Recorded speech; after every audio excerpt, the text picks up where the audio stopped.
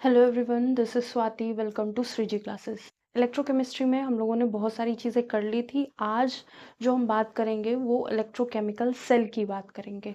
ठीक है, जो भी सारी चीज़ें पढ़ी हैं वो सारी रिलेट होंगी यहाँ पे। ठीक है, इलेक्ट्रोकेमिकल सेल अगर आप फिजिक्स की बात करेंगे, फिजिक्स में थोड़ा सा चेंज रहता है। ठीक है, पहले भी बताया है, फर्स्ट क्लास से आप देख रहे होंगे तो थोड़ा सा इलेक्ट्रोकेमिस्ट्री चेंज रहता है फिजिक्स से यहाँ पर। और कुछ चीज़ें सिमिलर रहती हैं, कुछ हो सकता है सिंबल चेंज हो जाए, तो आप वो ध्यान में रखिएगा। या तो एक ही सिंबल अब जब क्वेश्चन करेंगे तो इंडिकेट किया जाता है ना, जी को कंडक्टेंस बोलते हैं, आर को रेजिस्टेंस बोलते हैं। ऐसे आप को रिलेट कर सकते हैं, तो आप वही एक ही सिंबल याद रखिए, तो थोड़ा चीज़ें ईजियर हो जाएंगी। और मेंशन कर दीजिए कि आपने किस चीज़ को क्या माना है। ठीक है, बेसिकली चेंज नहीं करिए। ठीक है, केमिस्ट्री का केमिस्ट्री में रखिए, फिजिक्स का फिजिक्स में रखिए, लेकिन कभी कभी ध्यान में रखने के लिए तो सारे सिंबल ध्यान रखना है। ठीक है, तो हम लोग इलेक्ट्रोकेमिकल सेल की बात कर रहे हैं। इलेक्ट्रोकेमिकल सेल क्या करता है, जो केमिकल एनर्जी है या केमिकल रिएक्शन से जो एनर्जी बन रही है उसको इलेक्ट्रिकल एनर्जी में चेंज करेगा। ठीक है, केमिस्ट्री यही बताती है कि केमिस्ट्री से जो इलेक्ट्रिसिटी या केमिकल से जो इलेक्ट्रिसिटी प्रोड्यूस हो रही है उसका। ठीक है, तो इलेक्ट्रोकेमिकल दो सेल होते हैं, दो टाइप के सेल होते हैं, galvanic cell and electrolytic cell. ठीक है, दोनों की बात करेंगे। और यहाँ पे हमको जो बेसिक पढ़ना है वो क्या है, गैल्वेनिक सेल, इलेक्ट्रोकेमिकल सेल। ठीक है, तो इलेक्ट्रोकेमिकल सेल है क्या बेसिकली, ये इलेक्ट्रिकल केमिकल एनर्जी को इलेक्ट्रिकल एनर्जी में चेंज कर रहा है। ठीक है, तो लिख सकते हैं, it is a device, it is a device which convert chemical energy to electrical energy। ठीक है, ये एक डिवाइस है जो केमिकल एनर्जी को इलेक्ट्रिकल एनर्जी में कन्वर्ट कर रहा है या जनरेट कर रहा है। जनरेट ज्यादा अच्छा होगा, विच जनरेट्स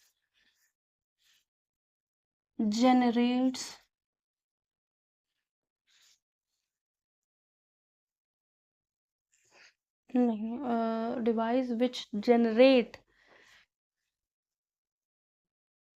फिर तो सेंटेंस ही चेंज हो जाएगा। Electrical energy which generate electrical energy from chemical energy, ये ज़्यादा सही रहेगा, from chemical energy. Chemical energy से जो इलेक्ट्रिसिटी या इलेक्ट्रिकल एनर्जी जनरेट होगी, वही वो कौन काम कर रहा होगा, इलेक्ट्रोकेमिकल सेल वो काम कर रहा होगा। ठीक है,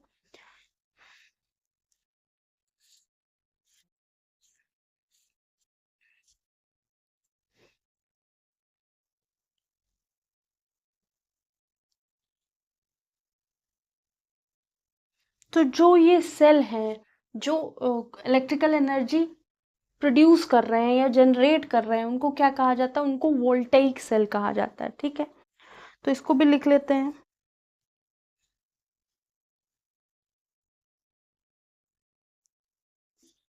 electrochemical cell which generates electrical energy are voltaic cell। ठीक, इनको वोल्टेक सेल भी कहा जाता है। ठीक है, या आर कॉल्ड एज वोल्टेक सेल या फिर गैल्वेनिक सेल।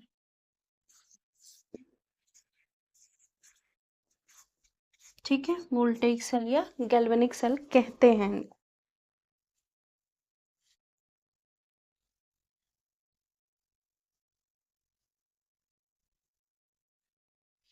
तो जहाँ इलेक्ट्रोलिसिस हो रही होगी वहाँ इलेक्ट्रोलिटिक सेल यूज़ कर देंगे, ठीक है। तो ये इलेक्ट्रोलिटिक सेल भी होंगे जहाँ पे केमिकल एनर्जी इलेक्ट्रोलिसिस से हो रही होगी, ठीक है, वहाँ इलेक्ट्रोलिटिक सेल होगा या फिर गैल्वेनिक सेल होगा।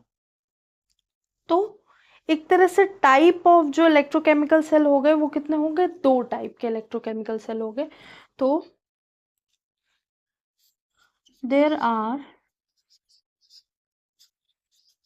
2 टाइप्स ऑफ इलेक्ट्रोकेमिकल सेल,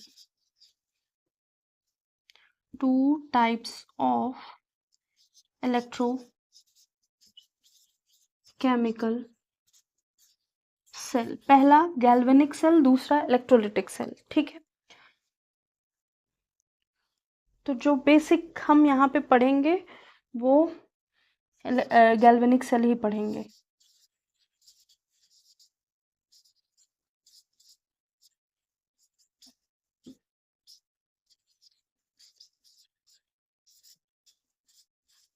तो इलेक्ट्रोलिसिस हो रहा होगा केमिकल रिएक्शन में, तो वहाँ पे ये हम सेल क्या करते हैं, यूज़ करते हैं, ठीक है।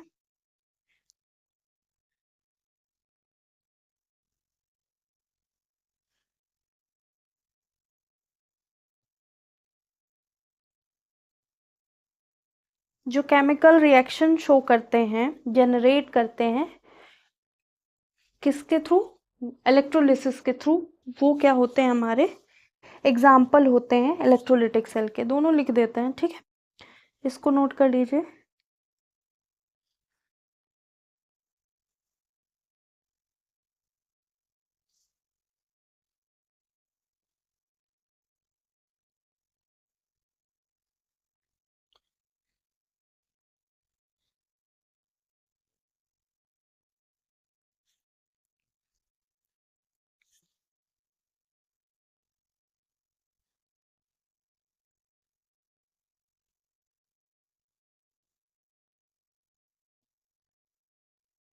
होप सो नोट हो गया होगा।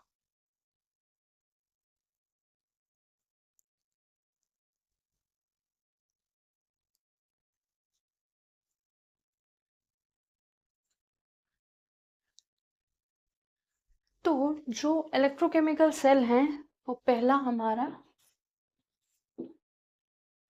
गैल्वेनिक सेल होगा, दूसरा इलेक्ट्रोलिटिक सेल होगा। जो मेन बात हम करेंगे वो गैल्वेनिक सेल के करेंगे, ठीक है। तो गैल्वेनिक सेल जो है वो स्पॉन्टेनियस रिडॉक्स रिएक्शन पे काम कर रहा होगा, और वो जो हमारा इलेक्ट्रोलिटिक सेल है वो नॉन स्पॉन्टेनियस रिडॉक्स रिएक्शन पे काम कर रहा होगा।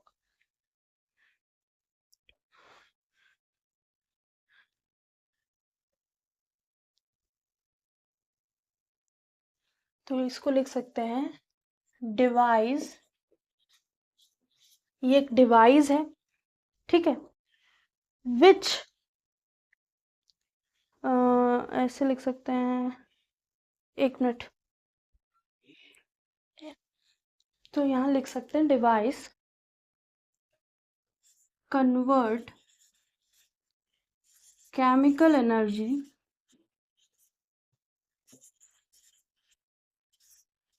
किसमें, इलेक्ट्रिकल एनर्जी, ठीक है। और ये जो प्रोसेस होगा वो क्या होगा, spontaneous redox reaction by spontaneous redox reaction. Redox reaction होगी, रिडॉक्स रिएक्शन मतलब ऑक्सीडेशन रिडक्शन हो रहा होगा केमिकल रिएक्शन में, और स्पॉन्टेनियस होगी मतलब हमको इनिशिएट करने के, रिएक्शन को इनिशिएट करने के लिए थोड़ी सी एनर्जी देनी पड़ेगी, और थ्रू आउट द प्रोसेस हमको कुछ भी करने की नीड नहीं है, वो स्पॉन्टेनियसली अपने आप वो पूरा काम करता रहेगा, केमिकल एनर्जी इलेक्ट्रिकल एनर्जी में चेंज करती रहेगी। ठीक है, तो ये ही बेसिक डिफरेंस है। और वहाँ क्या हो रहा होगा, जो हमारा इलेक्ट्रोकेमिकल सेल है वो क्या कर रहा होगा, इलेक्ट्रोलिटिक सेल है,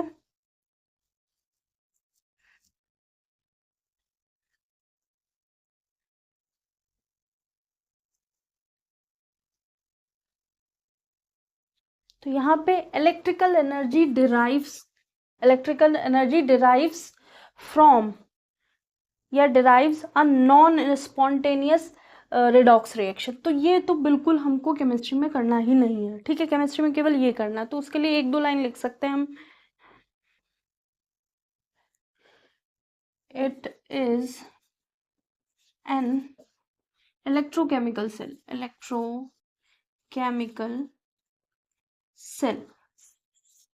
ठीक है, पहली बात, ये इलेक्ट्रोकेमिकल सेल है, ये भी इलेक्ट्रोकेमिकल सेल है, कुछ अलग नहीं है। इन विच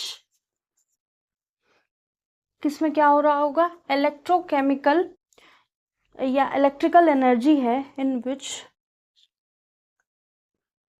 अप्लाइड इलेक्ट्रिकल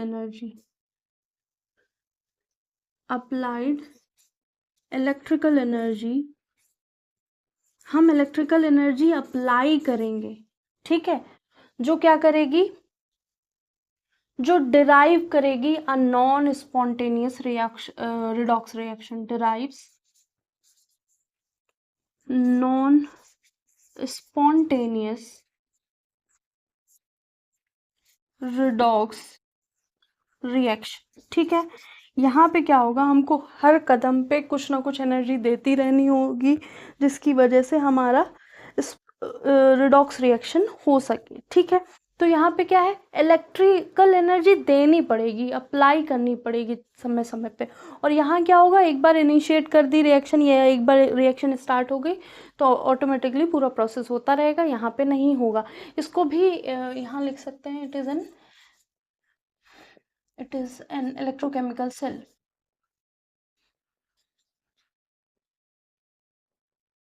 ठीक है, तो ये हो गए हमारे दो सेल। अब हम जितनी भी बात करेंगे वो सारी बात हम किसके रिस्पेक्ट में करेंगे, गैल्वेनिक सेल के रिस्पेक्ट में करेंगे। ठीक है,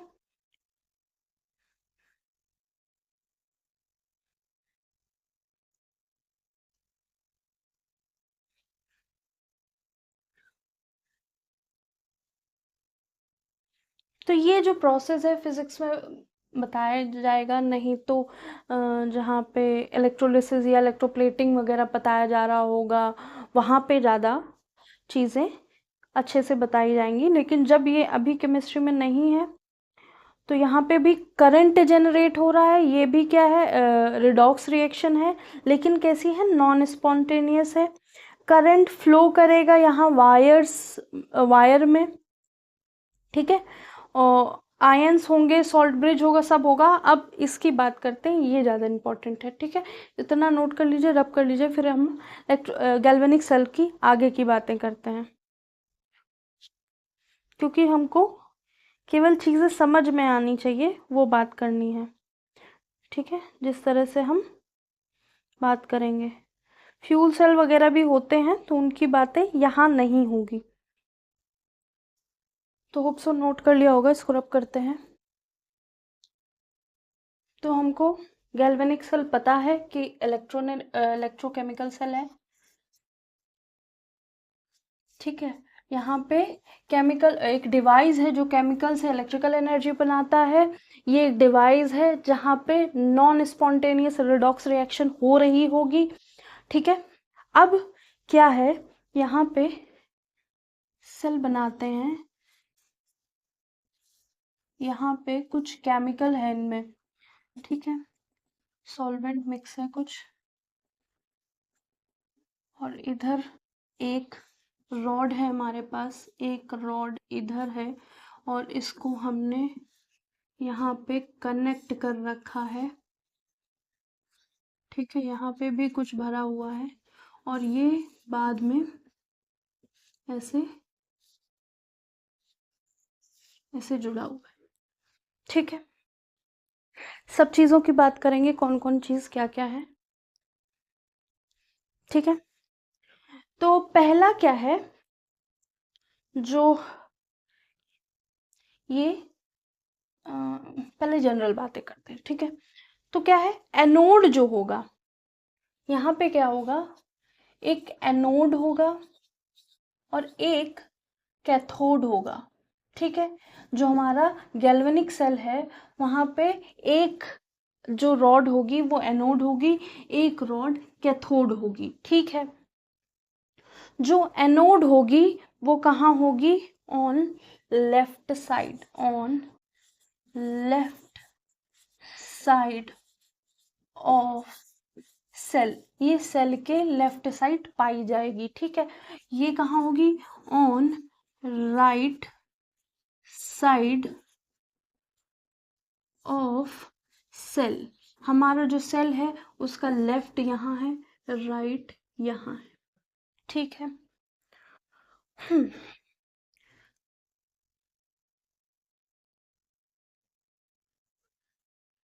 हमने यहाँ पे ऐसे बल्ब लगा दिया।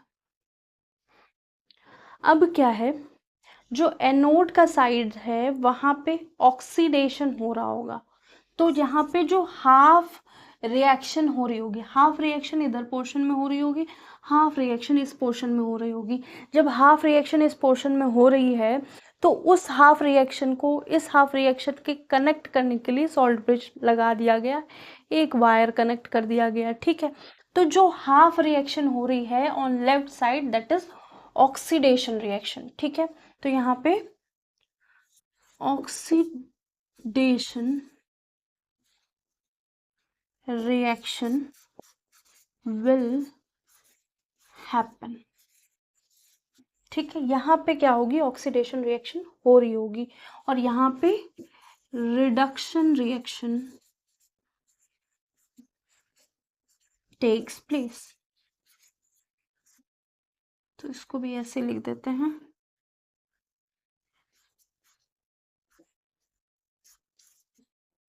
ठीक है।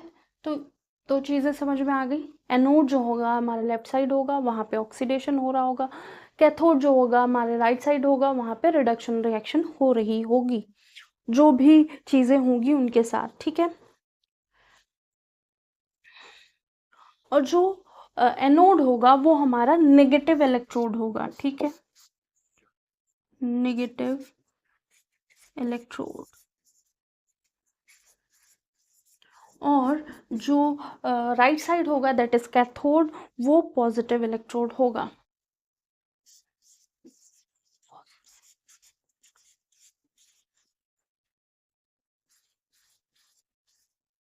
ठीक है। इतनी बात समझ में आई।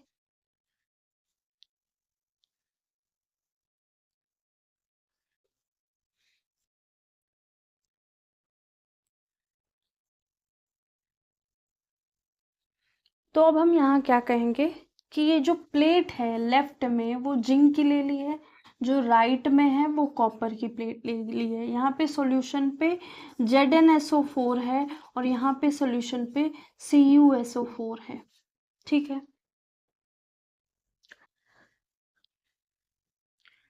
अब यहाँ पे क्या हो रहा होगा, यहाँ पे ऑक्सीडेशन हो रहा होगा और यहाँ पे रिडक्शन हो रहा होगा। किसका ऑक्सीडेशन हो रहा होगा, किसका रिडक्शन हो रहा होगा, वो भी बात करेंगे। तो सॉल्यूशन में जो है क्या होगा, सॉल्यूशन में Zn2+ होगा, सॉल्यूशन में Zn2+ होगा और जो इलेक्ट्रॉन होंगे ना, इलेक्ट्रॉन वो यहाँ पे सब जा रहे होंगे इलेक्ट्रॉन। तो कहने का मतलब Zn जो है वो टूट टूट के यहाँ आ रहा होगा और इसके इलेक्ट्रॉन यहाँ चले जा रहे हैं, क्योंकि इलेक्ट्रॉन जब जा रहे हैं तो इलेक्ट्रॉन जा रहे हैं तो Zn2+ में कन्वर्ट हो जाएगा, जब 2+ में कन्वर्ट हो रहा है तो सॉल्यूशन में आ जा रहा है, ठीक है। और जो कॉपर है वो यहाँ पे टू प्लस में प्रेजेंट है, तो यहाँ पे क्या आ रहा है, इलेक्ट्रॉन आ रहे हैं, ठीक है। तो जब इलेक्ट्रॉन यहाँ पे आ रहे हैं तो ये क्या है, ये टू प्लस इलेक्ट्रॉन लेके यहाँ पे कॉपर में चिपकता चला जा रहा है। इतनी बात समझ में आई। तो यहाँ पे क्या है, जिंक टू प्लस सॉल्यूशन में आ रहा है क्योंकि इलेक्ट्रॉन यहाँ से वहाँ फ्लो कर रहे हैं। जब इलेक्ट्रॉन यहाँ से वहाँ फ्लो कर रहे हैं तो Zn2+ में कन्वर्ट होके सॉल्यूशन में आ जा रहा है। वहाँ सॉल्यूशन में पहले से ही कॉपर 2+ था, तो वो क्या हो रहा है, 2+ इलेक्ट्रॉन लेके कहाँ हो जा रहा है, कैथोड के ऊपर चिपकता चला जा रहा है।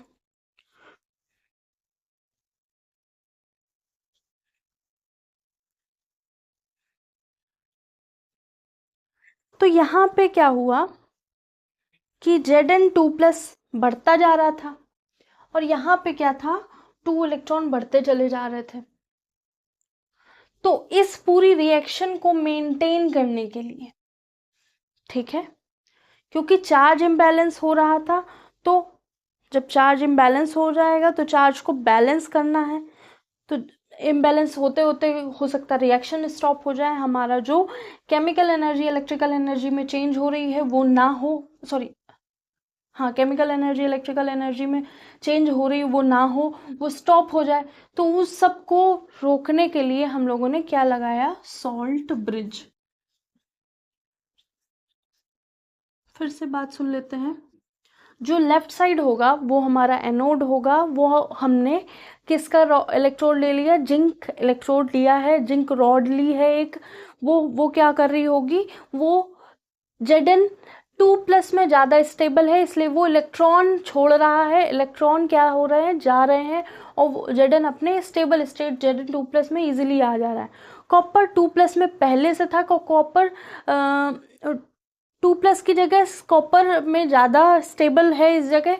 तो क्या होगा कि जो कैथोड है हमारा, कॉपर जो है, जो राइट साइड है जहाँ रिडक्शन हो रहा है, वहाँ पे क्या हो रहा है, कॉपर 2+ से कॉपर 0 स्टेट पे चला जा रहा है, जिसका ऑक्सीडेशन स्टेट 0 है। तो यहाँ पे हम देख सकते हैं Zn जो है वो Zn2+ में हो रहा है। तो यहाँ पे क्या आ रहा है, 0 से लेकर +2। तो यहाँ पे ऑक्सीडेशन साफ साफ दिख रहा है। ऑक्सीडेशन मतलब रिमूवल ऑफ इलेक्ट्रॉन या एडिशन ऑफ हाइड्रोजन। तो एडिशन ऑफ हाइड्रोजन का तो यहाँ रोल हमें नहीं दिख रहा है, केवल इलेक्ट्रॉन का रिमूवल दिख रहा है।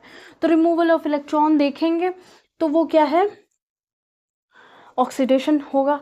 अगर एडिशन ऑफ इलेक्ट्रॉन हो रहा है तो रिडक्शन होगा। तो कॉपर 2+ स्टेट पे था सॉल्यूशन के अंदर और हमारे पास 2 इलेक्ट्रॉन आ गए थ्रू वायर और हमको कॉपर मिल गया जिसका ऑक्सीडेशन स्टेट 0 है। तो कॉपर 2+ से 0 में पहुंच गया, तो यहाँ पे रिडक्शन देखा जाएगा, ठीक है।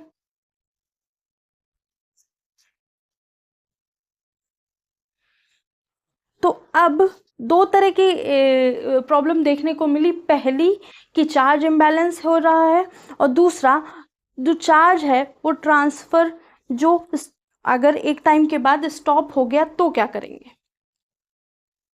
तो सर्किट एक तरह से इनकम्प्लीट है।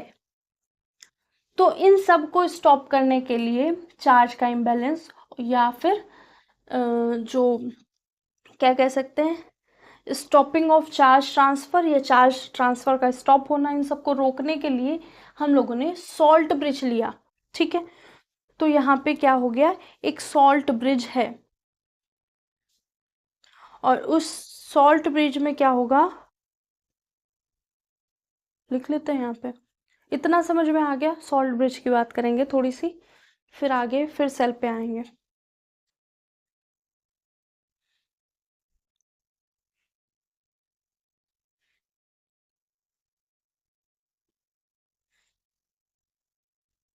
होप सो नोट हो गया होगा, इसको रब करते हैं।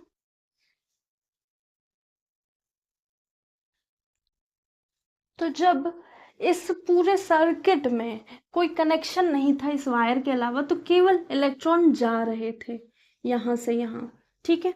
Zn टूट टूट के Zn2+ में यहाँ आ रहा था और इलेक्ट्रॉन जा रहे थे। तो जब तक Zn रहेगा, जब तक Zn रहेगा तब तक इलेक्ट्रॉन जाते रहेंगे, तब तक कॉपर को इलेक्ट्रॉन मिलता रहेगा। कॉपर जो यहाँ टूटा हुआ पड़ा है वो जुड़ जुड़ के इसके ऊपर एक लेयर बनाते रहेगा कैथोड के ऊपर, ठीक है, लेकिन ये क्रिएट क्या करेगा?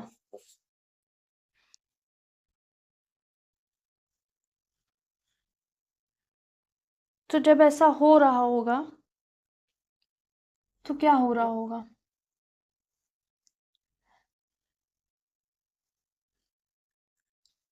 To type of problem is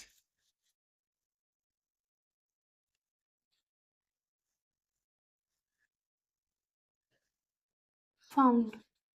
दो तरह की प्रॉब्लम मिली। पहली चार्ज इम्बैलेंस,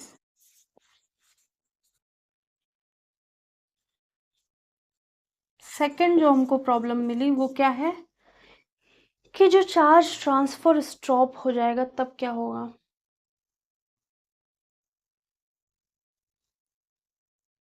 तो लिख सकते हैं चार्ज ट्रांसफर स्टॉप और नो ट्रांसफर ऑफ चार्ज। या तो स्टॉप हो जाए या कोई ट्रांसफर ही ना हो। तो दो कंडीशन क्रिएट हुई या दो प्रॉब्लम हुई हमको सेल बनाने में। तो to overcome from these two problem we add a salt bridge in this system। तो हमने salt bridge ऐड किया इस सिस्टम में। तो वो salt bridge क्या कर रहा था? ठीक है, तो to overcome from this we use salt bridge। ठीक है, salt bridge के अंदर क्या था? ये दिख रहा है लास्ट वाली लाइन? हाँ ठीक है। तो सॉल्ट ब्रिज के अंदर क्या था? सॉल्ट ब्रिज के अंदर था अमोनियम नाइट्रेट या पोटेशियम नाइट्रेट। तो हम लिख सकते हैं इट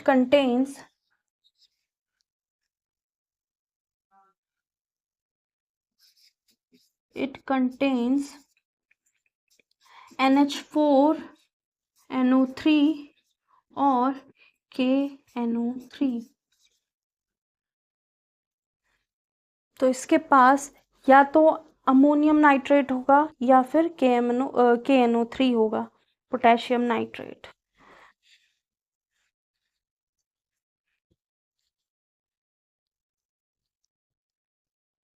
इसको नोट करिए।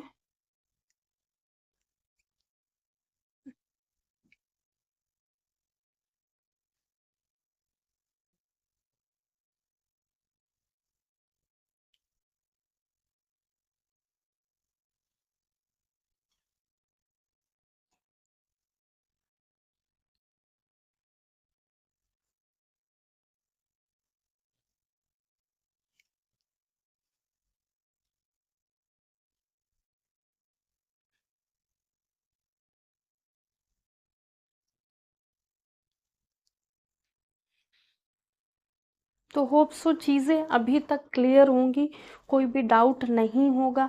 अगर कोई भी डाउट है तो आप फिर से एक बार क्लास ख़त्म होने के बाद दोबारा से देखिए, क्योंकि चीज़ें ये सब एक बार पढ़ने से नहीं आ जाती। ठीक है, तो जो सारी चीज़ें हमने पहले कभी पढ़ी हैं वो सारी यहाँ पे रिलेट होंगी।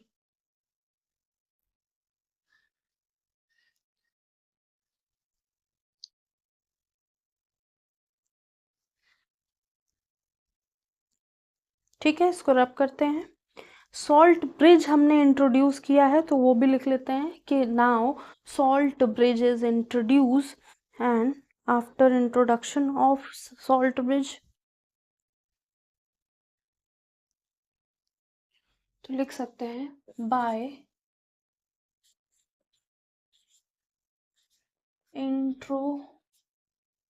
इंट्रोड्यूसिंग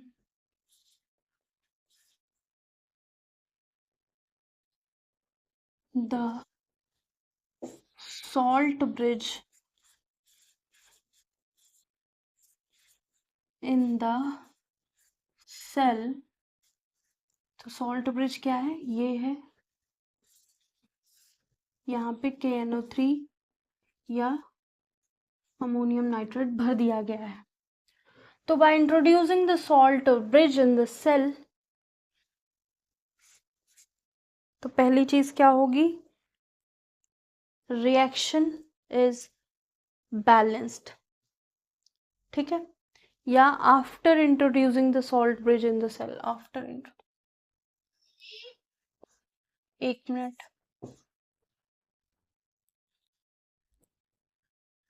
तो हाँ, after introducing the salt bridge in the cell, first charge is balanced,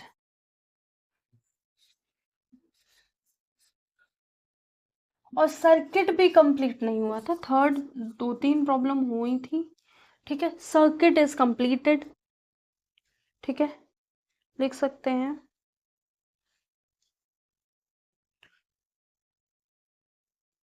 circuit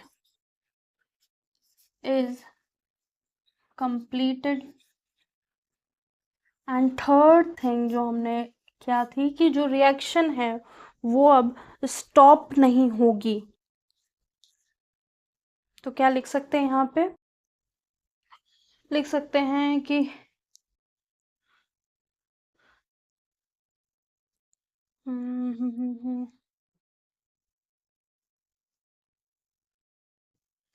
current is continuously flowing, current is continuously flowing through the circuit.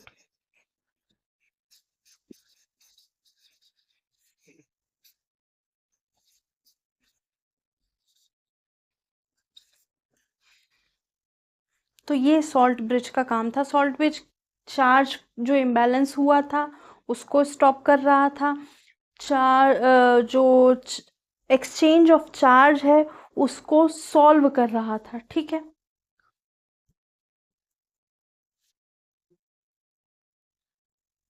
ठीक है,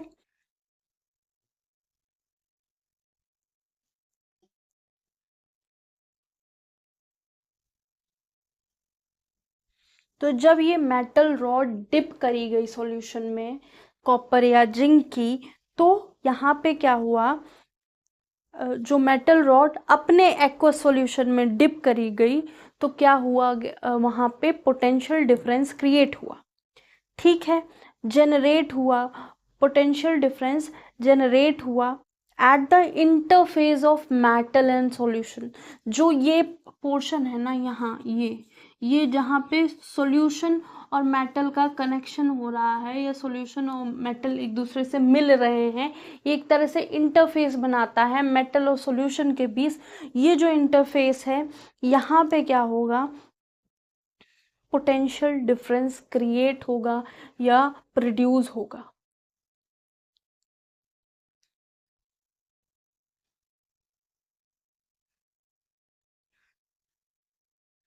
तो जब ऐसे दो इलेक्ट्रोड कनेक्ट किए जाएंगे वायर से, ठीक है, तो जब वायर से दो इलेक्ट्रोड करंट कनेक्ट किए जाएंगे तो करंट फ्लो करेगा एक इलेक्ट्रोड से दूसरे इलेक्ट्रोड की ओर, ठीक है।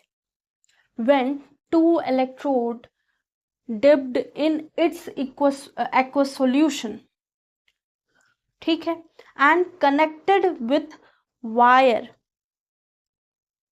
by conducting wire, ठीक है, the current will flow from one electrode to another electrode and there is a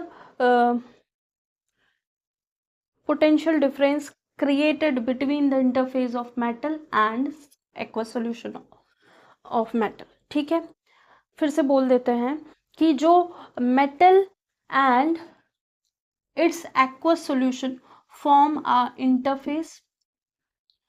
At this point, potential difference is created if these electrodes connected through conducting wire, there is a flow of current from one electrode to another, ठीक है। तो जब ऐसा होगा, जो metal rod है dip कर दी जाएंगी अपने एक्वस सॉल्यूशन में, तो मेटल रॉड के बीच में एक्वस सॉल्यूशन में तो डिप करी जाएंगी तो पोटेंशियल डिफरेंस जनरेट होगा। कहाँ जनरेट होगा? मेटल और सॉल्यूशन के बीच में। तो जब ऐसा हो रहा होगा तो इन इलेक्ट्रोड को वायर से कनेक्ट कर देंगे तो क्या हो जाएगा? करंट का फ्लो होने लगेगा एक इलेक्ट्रोड से दूसरे इलेक्ट्रोड की तरफ।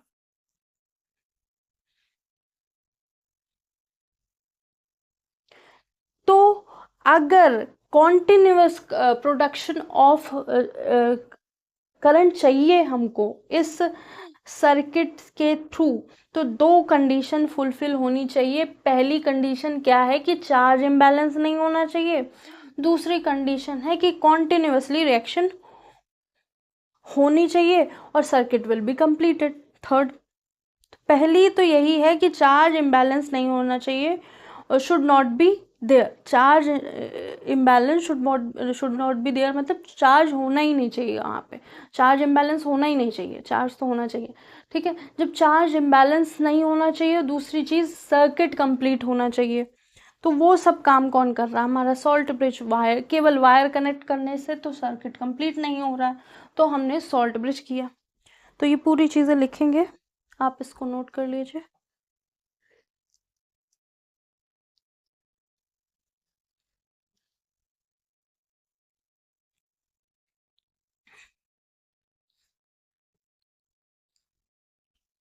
होप सो नोट हो गया होगा। इसको रब करते हैं।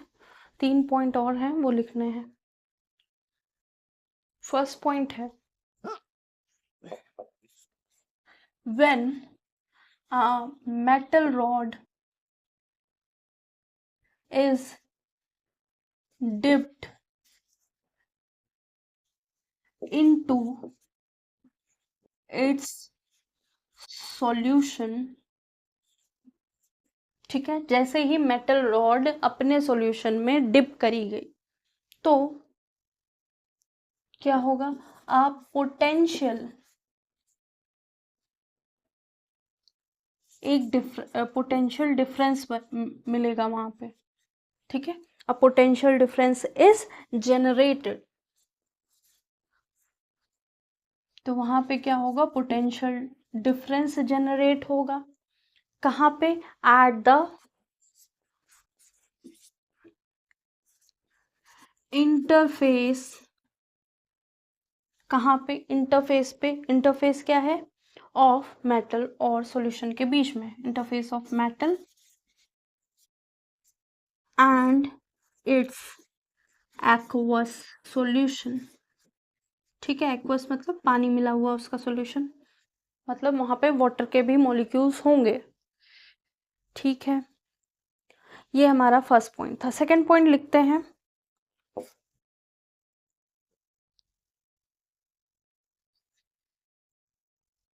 व्हेन टू, जब ऐसे दो electrode, when two such electrode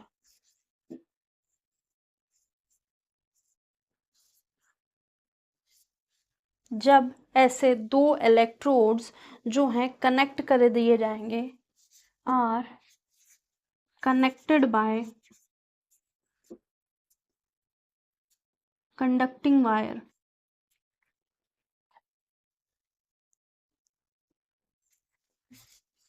when two such electrode are connected by conducting wire, तब क्या होगा?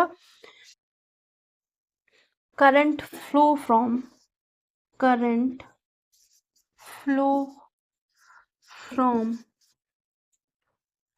one electrode to another, from one electrode to another electrode, एक इलेक्ट्रोड से दूसरे इलेक्ट्रोड में क्या हो रहा होगा? वायर करंट फ्लो हो रहा होगा। ठीक है, सेकंड पॉइंट तो ये हो गया।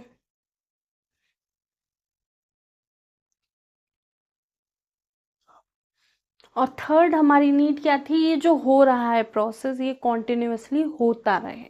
जब होता रहे तो क्या होना चाहिए? चार्ज इम्बैलेंस को नहीं होना चाहिए, और दूसरी चीज़ सर्किट विल बी कंप्लीटेड। तो सर्किट हमको कंप्लीट चाहिए, चार्ज इम्बैलेंस नहीं चाहिए। तो इन सब को फुलफिल करने के लिए हमने सॉल्ट ब्रिज जोड़ दिया।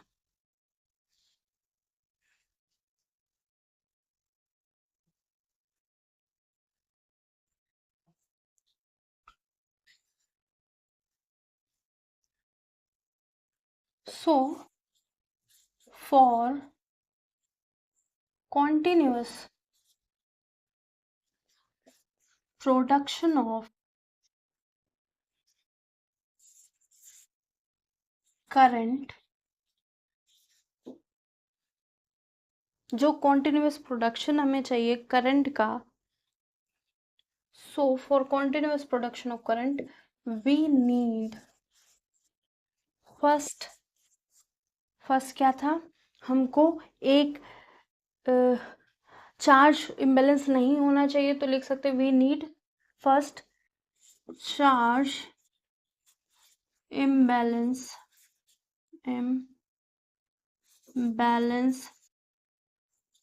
should not be there, वहाँ चार्ज imbalance नहीं होना चाहिए. Second, a complete circuit will be present या should be completed, या circuit should be completed, circuit should be completed. ठीक है, सर्किट कंप्लीट होना चाहिए.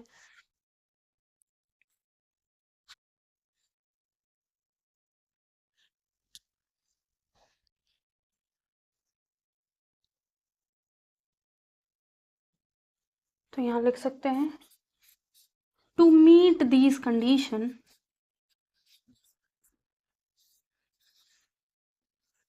इन कंडीशन को मीट करने के लिए या इन कंडीशन को पाने के लिए we use a device called salt bridge.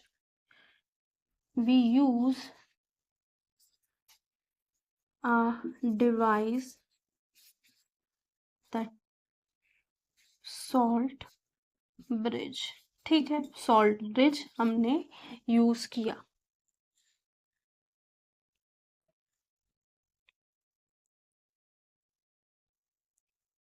तो हमारा सॉल्ट ब्रिज क्या कर रहा है, मेंटेन कर रहा है चार्ज बैलेंस को या चार्ज को बैलेंस कर रहा है और कंप्लीट कर रहा है सर्किट को by movement of charge through it, अपने खुद के अंदर से चार्ज के मूवमेंट्स को. ठीक है, अब इलेक्ट्रोड की बात करेंगे, किस तरह के इलेक्ट्रोड होंगे वो नेक्स्ट टर्न पे बात करेंगे.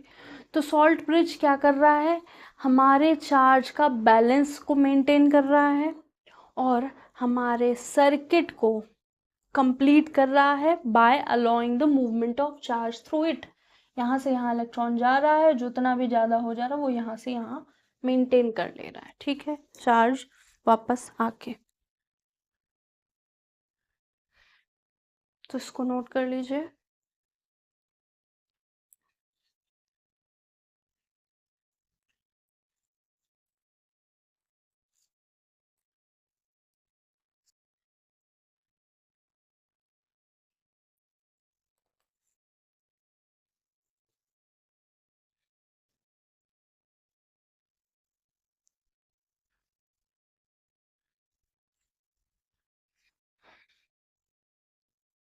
तो जैसा कि बताया था कि इलेक्ट्रोकेमिस्ट्री में 0 से लेकर एडवांस लेवल पूरा करवा रहे हैं, कहीं भी कुछ भी छूटेगा नहीं.